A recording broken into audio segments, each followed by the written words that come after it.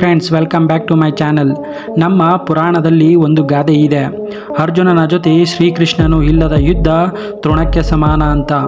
ಅದೇ ರೀತಿಯಲ್ಲಿ T20 ವಿಶ್ವಕಪ್ನಲ್ಲಿ ಕಿಂಗ್ ಕೊಹ್ಲಿಯನ್ನು ಹೊರಗೆ ಇಡಲಾಗುತ್ತಿದೆ ಎಂಬ ಸುದ್ದಿಯೊಂದು ಕ್ರಿಕೆಟ್ ವಲಯದಲ್ಲಿ ಕಿಡಿಯನ್ನೇ ಹಚ್ಚಿಸಿಬಿಟ್ಟಿದೆ.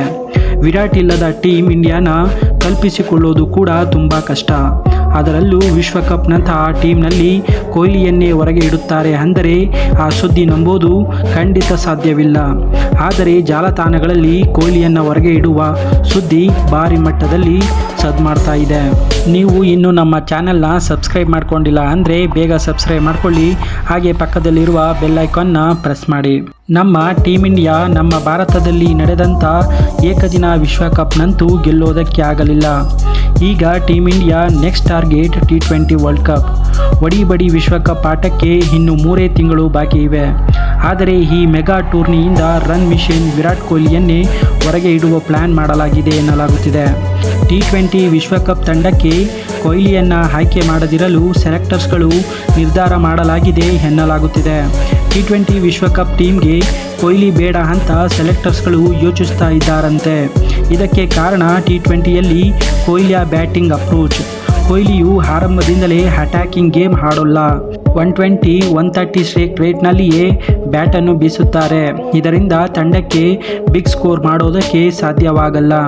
ಇತರ ಆಟಗಾರರ ಮೇಲೆ ಪ್ರೆಷರ್ ಬಿಲ್ಡ್ ಆಗುತ್ತೆ ಅನ್ನೋದು ಸೆಲೆಕ್ಟರ್ಸ್ಗಳ ವಾದವಾಗಿದೆ. ಸೆಲೆಕ್ಟರ್ಸ್ಗಳು ವೆಸ್ಟ್ ಇಂಡೀಸ್ ಹಾಗೂ ಅಮೆರಿಕದ ಪಿಚ್ಗಳನ್ನು ಗಮನದಲ್ಲಿ ಇಟ್ಟುಕೊಂಡು ತಮ್ಮ ವಾದ ಮಂಡಿಸುತ್ತಿದ್ದಾರೆ. ಸ್ನೇಹಿತರೆ, ನಿಮಗಾಗಲೇ ಗೊತ್ತಿರಬಹುದು, T20 ವಿಶ್ವಕಪ್ ಸಮರ ನಡೆಯೋದು ಅಮೆರಿಕ ಮತ್ತು ವೆಸ್ಟ್ ಇಂಡೀಸ್ನಲ್ಲಿ. ಲೀಗ್ ಮ್ಯಾಚ್ಗಳು ಅಮೆರಿಕದಲ್ಲಿ ನಡೆದರೆ ಸೂಪರ್ ಹಿಟ್ ಮ್ಯಾಚ್ಗಳು ವೆಸ್ಟ್ ಇಂಡೀಸ್ನಲ್ಲಿ ನಡೆಯಲಿದೆ. ವೆಸ್ಟ್ ಇಂಡೀಸ್ ಪಿಚ್ಗಳು ಸ್ಲೋ ಪಿಚ್ಗಳಾಗಿವೆ. ಇಂತಹ ಪಿಚ್ ಕಂಡೀಷನಲ್ಲಿ ಕೊಹ್ಲಿಯ ಬ್ಯಾಟಿಂಗ್ ಇಂಪ್ಯಾಕ್ಟ್ಫುಲ್ ಆಗಿರೋಲ್ಲ ಅನ್ನೋದು BCCIನ ವಾದ. ಇವರ ವಾದವನ್ನೇ ಒಪ್ಪಿಕೊಳ್ಳೋಣ. ಆದರೆ ಕೊಹ್ಲಿಗೆ ಸಾಧ್ಯವಾಗದ್ದು ಯಂಗ್ಸ್ಟರ್ಗಳಿಂದ ಸಾಧ್ಯನಾ ಅನ್ನುವ ಪ್ರಶ್ನೆ ಖಂಡಿತವಾಗಿಯೂ ಹುಟ್ಟಿಕೊಳ್ಳುತ್ತೆ.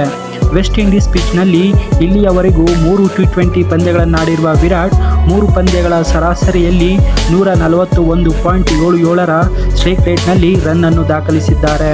59 ಹೈಯೆಸ್ಟ್ ಸ್ಕೋರ್ ಆಗಿದೆ. ಜೊತೆಗೆ ಸ್ಪಿನ್ನರ್ಗಳಿಗೆ ಹೆಚ್ಚು ಬಲಿಯಾಗಿದ್ದಾರೆ. ಹೀಗಾಗಿ ಸೆಲೆಕ್ಷನ್ ಕಮಿಟಿ ವಿಶ್ವಕಪ್ ತಂಡದಿಂದ ಕೊಹ್ಲಿಗೆ ವಿಶ್ರಾಂತಿ ಕೊಡುವ ಲೆಕ್ಕಾಚಾರದಲ್ಲಿ ಇದೆ.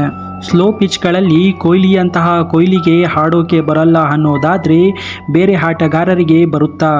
ಬರೀ ಫಸ್ಟ್ ಟ್ರ್ಯಾಕ್ಗಳಲ್ಲಿ ಆಡಿ ಅಭ್ಯಾಸವಾಗಿರುವ ಯಂಗ್ಸ್ಟರ್ಗಳು ವೆಸ್ಟ್ ಇಂಡೀಸ್ ನೆಲದಲ್ಲಿ ಅಬ್ಬರಿಸುತ್ತಾರಾ? ಅಂತಹ ಯಾವ ಗ್ಯಾರಂಟಿ ಇದೆ? ಎಕ್ಸ್ಪೀರಿಯನ್ಸ್ ಇಲ್ಲದ ಯಂಗ್ಸ್ಟರ್ಗಳು ಕೈಕೊಟ್ಟರೆ ತಂಡನ ಸೋಲಿನಿಂದ ಕಾಪಾಡೋರು ಯಾರು ಅನ್ನುವ ಪ್ರಶ್ನೆಗಳು ಈಗ ಮೂಡಿದೆ. ವಿರಾಟ್ ಕೊಹ್ಲಿಯು ಆರಂಭದಿಂದ ಅಟ್ಯಾಕಿಂಗ್ ಗೇಮ್ ಆಡೋಲ್ಲ ಅನ್ನೋದು ನಿಜ. ಆದರೆ ಸಂದರ್ಭಕ್ಕೆ ತಕ್ಕಂತೆ ಆಡೋದ್ರಲ್ಲಿ ಕೊಹ್ಲಿಯೇ ಪಂಟರ್. ಎಸ್ಪೆಷಲಿ ಚೇಸಿಂಗ್ ಮಾಡಿ ಎಷ್ಟೋ ಆಟಗಳಲ್ಲಿ ಗೆಲುವಿನ ದಡ ಸೇರಿಸಿದ್ದಾರೆ. ಕಳೆದ ವಿಶ್ವಕಪ್ T20 ಪಂದ್ಯದಲ್ಲಿ ಪಾಕಿಸ್ತಾನದ ವಿರುದ್ಧ ನಡೆದ ಪಂದ್ಯವೇ ಇದಕ್ಕೆ ಸಾಕ್ಷಿ. ದೊಡ್ಡ ಮಟ್ಟದ ಟಾರ್ಗೆಟನ್ನು ಚೇಸ್ ಮಾಡುತ್ತಾ ಇದ್ದ ಟೀಮ್ ಇಂಡಿಯಾ 31 ರನ್ಗೆ 4 ವಿಕೆಟ್ಗಳನ್ನು ಕಳೆದುಕೊಂಡಿತು. ಇದರಿಂದ ಭಾರತೀಯರು ಗೆಲುವಿನ ಭರವಸೆಯನ್ನೇ ಕೈಬಿಟ್ಟಿದ್ದರು. ಆದರೆ ಕೊಹ್ಲಿ ಕೊನೆವರೆಗೂ ಹೋರಾಡಿ ಭಾರತದ ಬಾವುಟವನ್ನು ಗರ್ವದಿಂದ ಹಾರಾಡುವ ಹಾಗೆ ಮಾಡಿದ್ದರು. ಇಂತಹ ಕೊಹ್ಲಿಯನ್ನು ಟೀಮ್ ಇಂಡಿಯಾದಿಂದ ಹೊರಗೆ ಇಟ್ಟರೆ ಭಾರತ ತಂಡದ ಪರಿಸ್ಥಿತಿ ಹೇಗಾಗಬಹುದು? ಅಭಿಮಾನಿಗಳಿಂದ ಈ ನಿರ್ಧಾರವನ್ನು ತಡೆದುಕೊಳ್ಳೋಕೆ ಸಾಧ್ಯನಾ? ಅಭಿಮಾನಿಗಳು ಕ್ರಿಕೆಟ್ ಮ್ಯಾಚನ್ನು ನೋಡೋದನ್ನೇ ಬಿಡಬಹುದು. ಅದೇನೇ ಇರಲಿ, T20 ವಿಶ್ವಕಪ್ 3 ತಿಂಗಳು ಬಾಕಿ ಇದೆ. ಅದಕ್ಕೂ ಮೊದಲು IPL ನಡೆಯಲಿದೆ. IPLನಲ್ಲಿ ಕೊಹ್ಲಿ ಅಬ್ಬರಿಸಲಿ, ಅವರ ವಿರುದ್ಧ ಟೀಕೆಗಳಿಗೆ ಬ್ಯಾಟ್ ಮೂಲಕವೇ ಉತ್ತರಿಸಲಿ ಅನ್ನೋದು ಅಭಿಮಾನಿಗಳ ಆಶಯ. ನಿಮ್ಮ ಪ್ರಕಾರ T20 ವಿಶ್ವಕಪ್ನಿಂದ ವಿರಾಟ್ ಕೊಹ್ಲಿಯನ್ನು ಹೊರಗೆ ಇಡುವ ನಿರ್ಧಾರ ಸರಿಯಾ ಅಥವಾ ತಪ್ಪಾ? ಕಮೆಂಟ್ ಮಾಡಿ. ಇನ್ನು ನೀವು ನಮ್ಮ ಚಾನೆಲ್ನ ಸಬ್ಸ್ಕ್ರೈಬ್ ಮಾಡಿಕೊಂಡಿಲ್ಲ ಅಂದರೆ ಬೇಗ ಸಬ್ಸ್ಕ್ರೈಬ್ ಮಾಡಿಕೊಳ್ಳಿ, ಹಾಗೆ ಪಕ್ಕದಲ್ಲಿರುವ ಬೆಲ್ ಐಕಾನ್ನ ಪ್ರೆಸ್ ಮಾಡಿ.